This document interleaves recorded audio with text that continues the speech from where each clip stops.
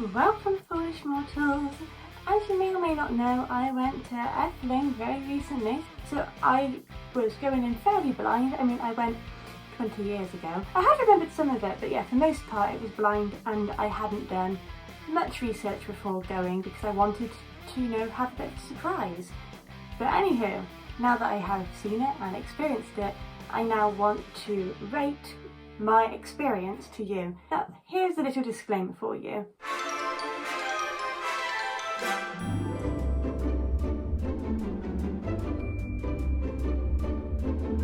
You got that? Cool, let's carry on. So kind of like the disclaimer was saying, I mean, if you couldn't be bothered to read it, was essentially saying that the opinions are my own. You're welcome to have your own opinions as well down in the comments, so do let me know. But I'm doing this based off of me going in, being essentially blind to the experience.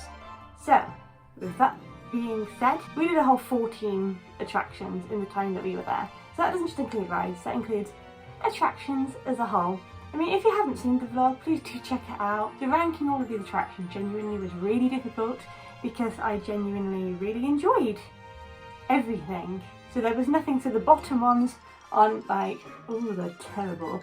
It's that they're just not as good as the best ones. Bearing in mind as well that Efteling has been open for quite a long period of time. It actually opened on my birthday, but like way before I was born. So the 31st of May 1952. I'm still going in with how the park is now and my experience to it now.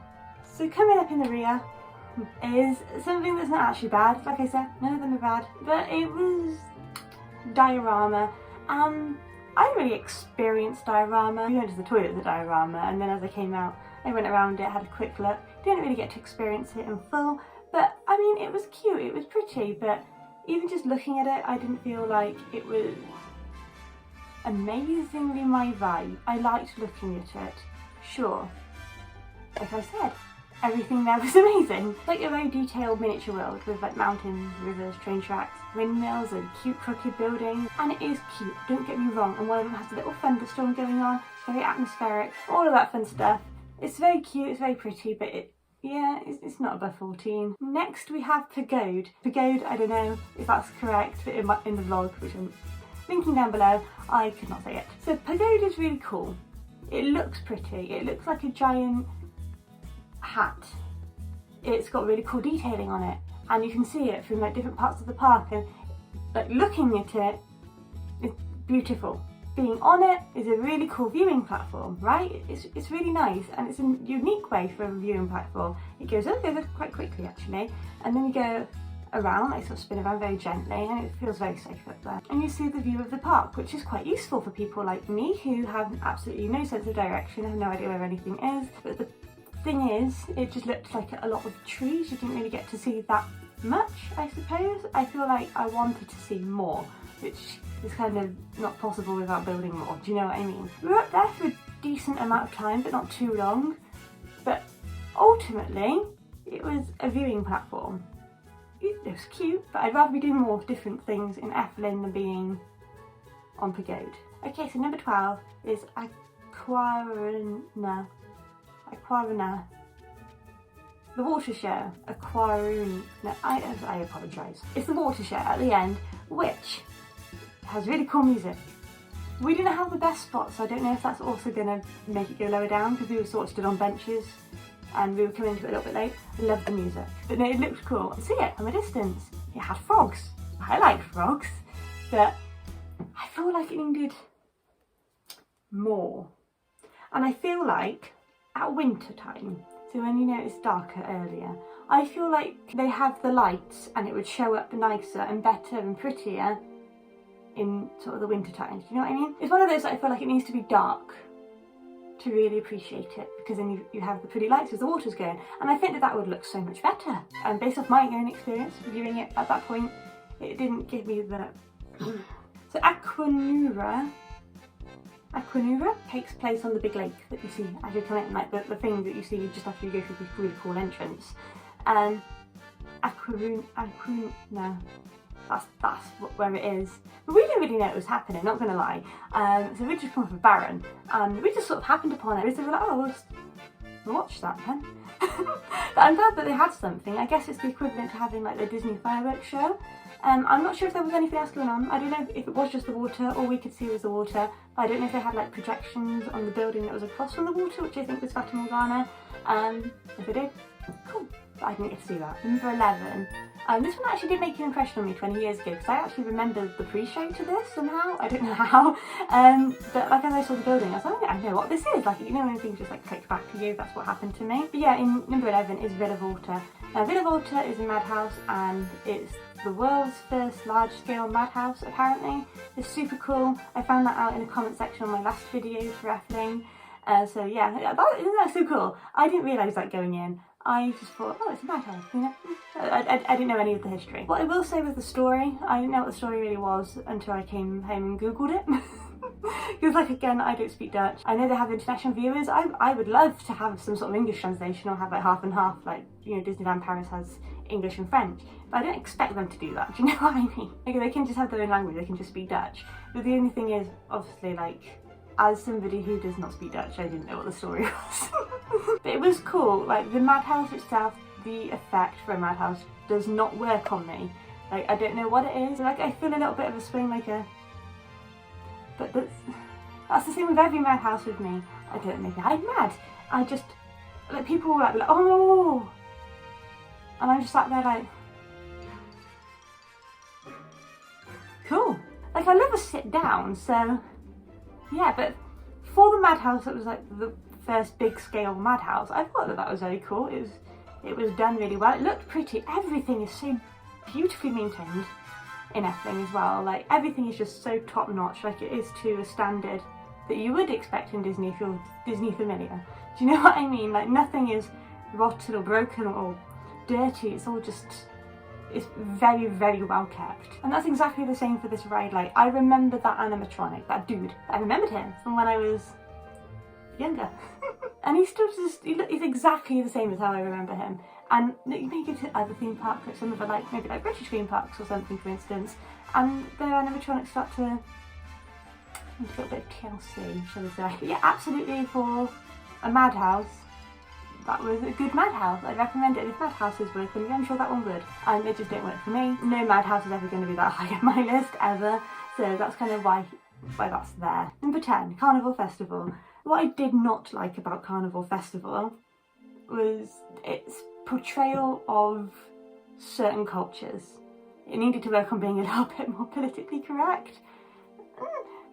Yeah, I was a bit like, oh, I'm not so sure about that. Some of it made me feel very uncomfortable, and I don't know if that's just because of maybe when it was built, when it was created, and how they haven't maybe updated some of the scenes, but some of those scenes and models and updating for certain, they really do. But the reason that it's actually kind of higher on my list is because, well, one, you get to travel around in a dune buggy, and it's a very colourful dune buggy. 2, the scenes are actually really very well packed out, and they have different ways of immersing you into the different scenery. It's not just sort of flat as you go around, like there's things to look up at and there's things to look around at. It's very well packed out. And also 3, I actually love the song. Oh my god, it's the same sort of thing with It's a Small World. Like, it's annoying, but it's good annoying. It's not got the lyrics, I think it's better, but the tune, it's an earworm, but I really love it, so that's why it gets bumped up on my list. The music is good. It reminds me kind of Wallace and Gromity, do you know what I mean? You listen to the Carnival Festival theme, and you'll get it if you hear the Wallace and Gromit theme too. You will probably hear it. You'll probably hear it. Carnival Festival, I don't think that I would want to go back on the ride simply because it did make me feel very uncomfortable to be looking at some of those scenes. I also don't know why UK folk were portrayed as monsters by the Royal Guard. Maybe it's a royal family thing, saying that they're monsters. It wasn't even that scene that made me that uncomfortable. It was the scenes that came later on. Yeah, it just seemed to get progressively worse somehow. I don't think I'd be going back on it simply for that, until they maybe updated it, and then, yeah, I'd go on it again, for sure, once it's been updated. So number 9, Joris en die Draak. Joris en die Draak? Joris en die Draak. Joris en die Draak. I'm not certain, but that's kind of what we're going to roll with. That was the sort of wooden dueling coaster. Wooden coasters? Great! I've loved a wooden coaster. Wooden coasters are fun. It's reinforced with metal, so obviously it doesn't snap and you die. Now, Em was at the front and really loved it, I was at the back and really loved it.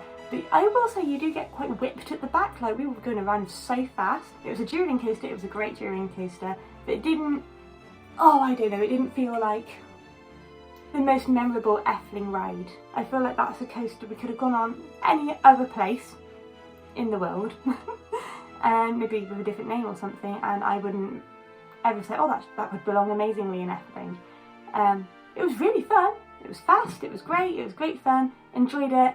There was better things in Efteling. It was okay theming, the theming wasn't amazing.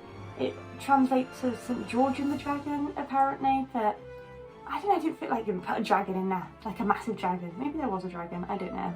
I didn't see a dragon, but I'd love a dragon in there. Maybe not a fire breathing one on a wooden coaster, but that could have been more, I feel.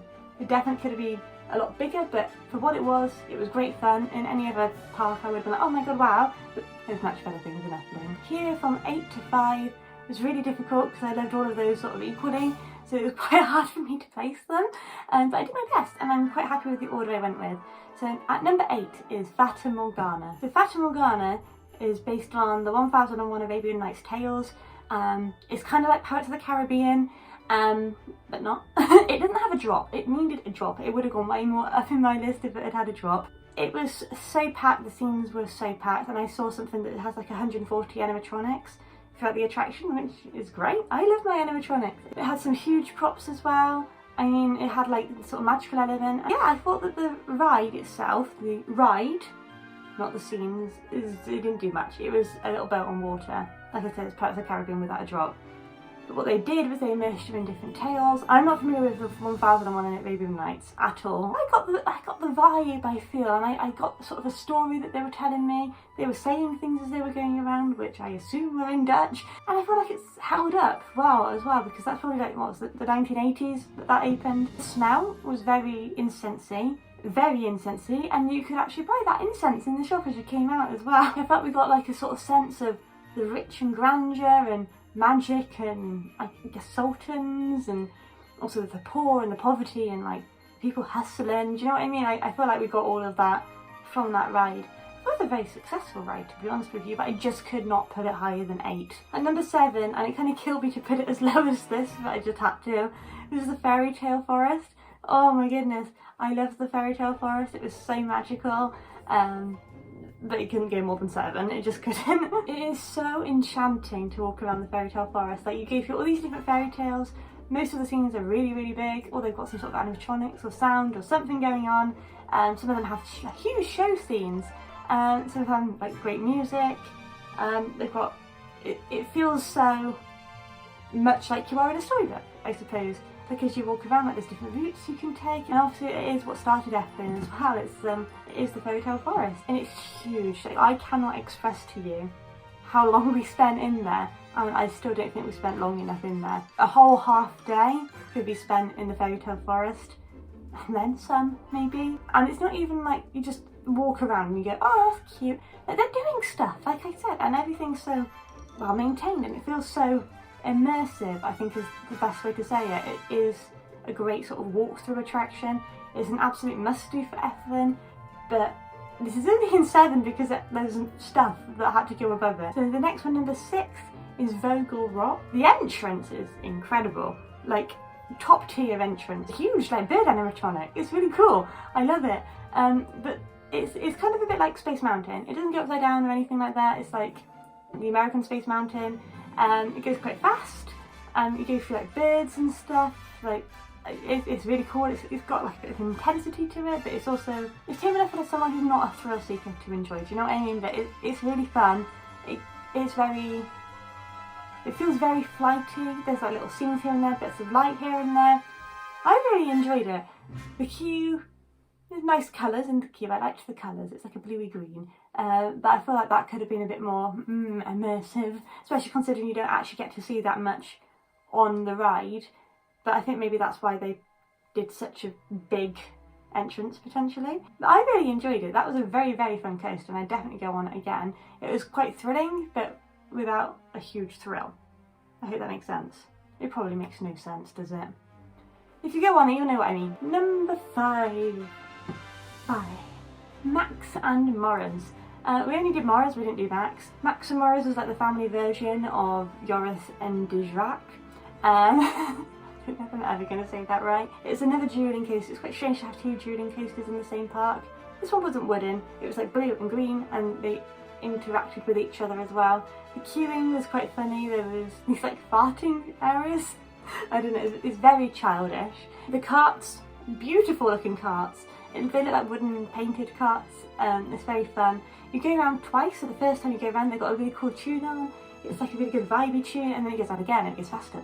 And the tune goes faster, it all goes faster. Definitely a family coaster. It was definitely a lot of fun. I thought it was great. I'd love to go back and go on to Max. I don't know which one's better. Do let me know if Max or Morris is better. But I want to ride Max.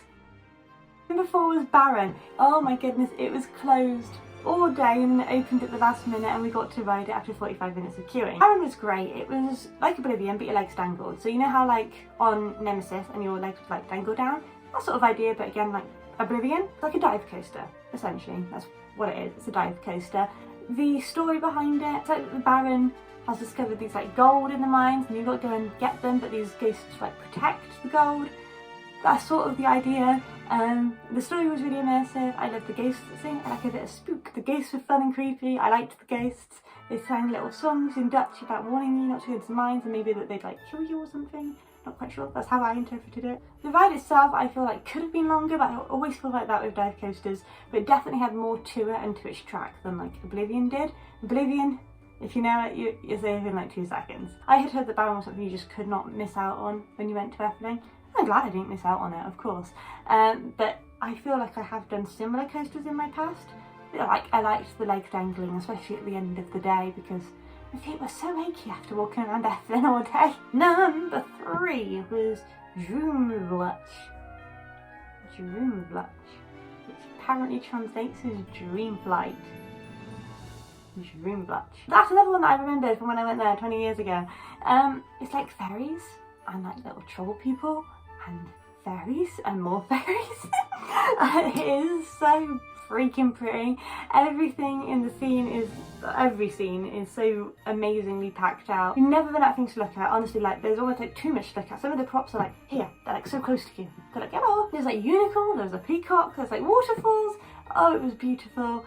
Like honestly, it was so pretty. It was my favourite when I went there when I was like a little one, and obviously like it's one of my favourites still. The queue was so beautifully themed as well. It was just so magical. Like I think that's the best way to put it. And it felt so Efteling as well. You know what I mean? Like the way that every character was so designed. It was so pretty. It was so pretty.